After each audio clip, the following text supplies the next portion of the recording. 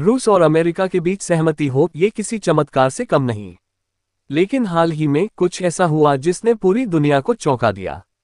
अमेरिकी राष्ट्रपति Donald Trump ने एक चौंकाने वाला सुझाव दिया। रूस, अमेरिका और चीन को अपने डिफेंस बजट में 50% कटौती करनी चाहिए। और हैरान करने वाली बात यह है कि रूस के राष्ट्रपति व्लादिमीर पुतिन ने इस सुझाव का समर्थन किया। क्या दुनिया में शांति की कोई किरण नजर आ रही है, या फिर ये किसी बड़े गेम का हिस्सा है? दूसरी तरफ यूक्रेन पर रूस का हमला और तेज होता जा रहा है। नाटो अलर्ट पर है और पूरी दुनिया थर्ड वर्ल्ड वार की आहट महसूस कर रही है। आखिर अमेरिका और रूस के बीच क्या चल रहा है?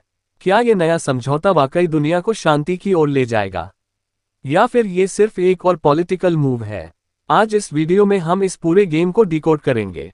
तो वीडियो को एंड तक देखिए, क्योंकि यहाँ आपको मिलेगी इनसाइड स्टोरी, डीप एनालिसिस और वो बातें जो मीडिया आपसे छिपा रहा है। लेकिन वीडियो को एक लाइक करके चैनल को सब्सक्राइब जरूर करें। तो दोस्तों, ये बहुत कम ही देखने को मिलता है कि रूस और अमेरिका किसी एक मुद्दे पर सहमत हों।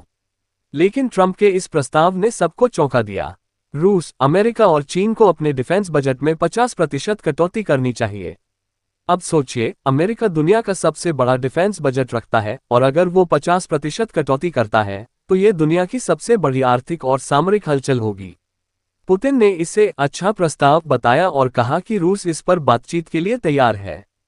पुतिन ने कहा, अगर अमेरिका 50% कटौती करेगा तो हम भी करेंगे, और फिर चीन भी इसमें शामिल हो सकता है। लेकिन क्या ये वाकई में संभव है, या फिर ये एक नया जियोपॉलिटिकल चेस गेम है? क्योंकि रूस का सैन्य खर्च लगातार बढ़ रहा है और पुतिन खुद कह चुके हैं कि 2024 में रूस का डिफेंस बजट जीडीपी का 8.7% होगा। तो फिर इस डील के पीछे असली मकसद क्या है? आइए इसे समझते हैं। एक तरफ पुतिन जहां शांति की बात कर रहे हैं और दूसरी तरफ यूक्रेन पर हमले तेज कर दिए गए हैं। हाल ही में रूस ने यूक्रेन पर परमाणु हमला करने की ताकत रखने वाले Tu-95 बॉम्बर्स भेजे। इससे पूरा यूरोप दहल गया। नाटो ने तुरंत पोलैंड में एयरफोर्स तैनात कर दी। लेकिन ये सब ऐसे ही नहीं हुआ। अमेरिका ने भी रूस के बॉर्डर से सिर्फ 80 किलोमीटर दूर अपने B-52 बॉम्बर्स भेजे थे। और यह उसी दिन हुआ जब एस्टोनिया का स्वतंत्रता दिवस था। क्या ये सिर्फ संयोग था, या अमेरिका रूस को सीधे चुनौती दे रहा था? और ये सिर्फ अमेरिका नहीं था, यूक्रेन के राष्ट्रपति जेलेंस्की ने सीधे चेतावनी दी। अब एस्टोनिया भी पुतिन के निशाने पर है। उन्होंने कहा कि पोलैंड, स्लोवाकिया, लात्विया, एस्टोनिया और मोल्दोवा खतरे में हैं, क्योंकि इन देशों में रूसी आबादी है या फिर वे पहले सोवियत संघ के प्रभाव में थे। तो क्या पुतिन यूक्रेन के बाद इन देशों पर भी हमला कर सकते हैं? अगर ऐसा होता है तो क्या नाटो सीधा रूस से युद्ध करेगा? क्या ये तीसरे विश्व युद्ध की शुरुआत हो सकती है? अब दोस्तों, रूस के इस आक्रामक रुख पर नाटो और अमेरिका क्या करने वाले हैं?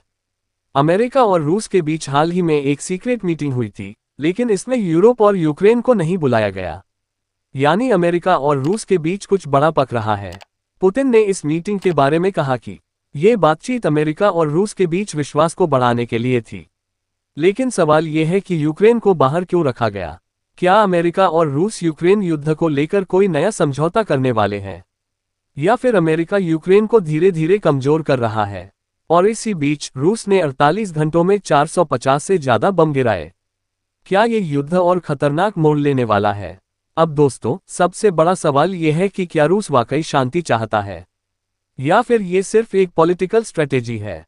रूस ने ब्रिक्स देशों के सहयोग को भी अहम बताया है। मतलब चीन, भारत, ब्राजील और साउथ अफ्रीका जैसे देश इस समीकरण में महत्वपूर्ण भूमिका निभा सकते हैं। क्या भारत और चीन इस मामले में कोई बड़ा रोल निभा सकते हैं? क्या ब्रिक्स देश इस युद्ध को रोकने में मदद करेंगे, या फिर यह सिर्फ रूस की एक नई कूटनीतिक चाल है? आपको क्या लगता है? क्या ये एक नई जियोपॉलिटिकल चाल है, या फिर वाकई में शांति की तरफ एक कदम?